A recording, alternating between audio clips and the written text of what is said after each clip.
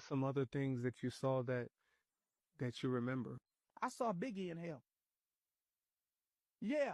I used to love Biggie Small. He used to have this song called Give Me One More Chance, and I used to love the extended remix. Oh, I used to be in the club, boy. That was my jam. Hmm. 2016, I was in Dakar, Senegal, and I saw this particular female on Facebook.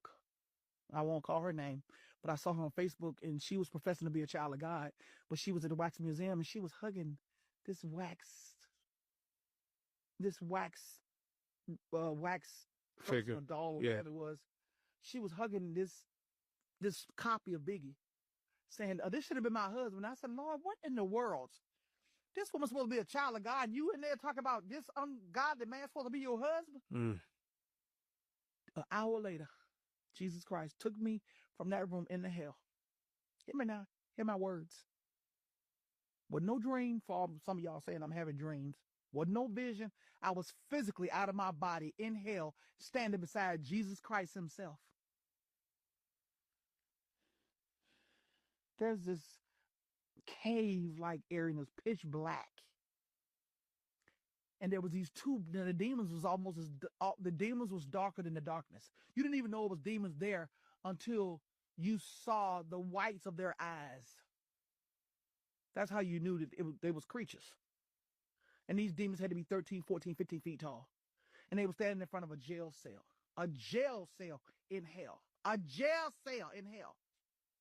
The bars went up and down, and they were dug into the top of this cave-like area and then dug into the bottom.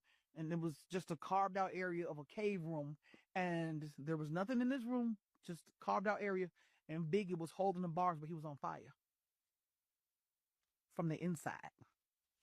He was burning from the inside. Like somebody put a bomb in his belly, he exploded. And I saw him, and I'm standing there looking at him. And I asked Jesus, I said, Jesus, why is this man here? And these are the words Jesus said verbatim, is written on record in heaven. This is what he told me. He said, this man, he ain't even call him his name. He said, this man told me he didn't need me. This man went to a fetish priest and got charms he carried around in his pocket to become famous. And he said, this man. Wait, what did you say? This man went to a fetish priest and got charms that he put in his pocket that he carried around to become famous. You don't know nothing about that? Oh, America, America.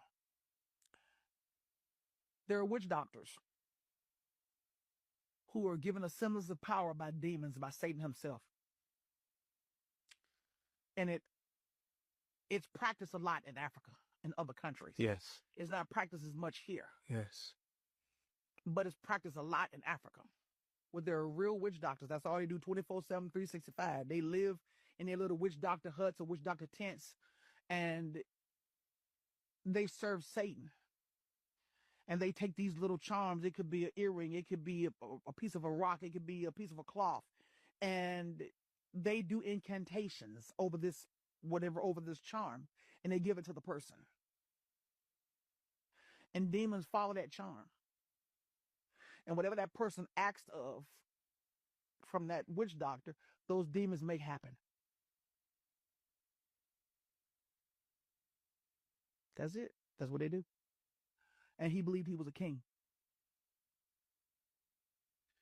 And Jesus said, but mostly it's because he told me he didn't need me.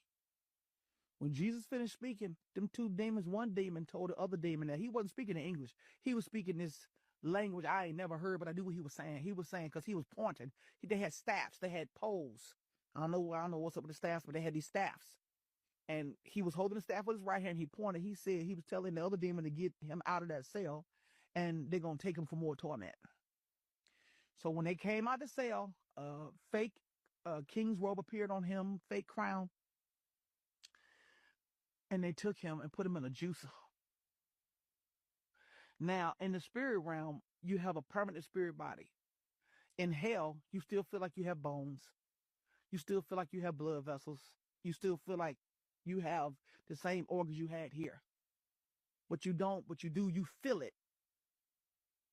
And he felt the pain of breaking bone, muscles and ligaments and tendons, his skull being cracked and smashed. He felt that.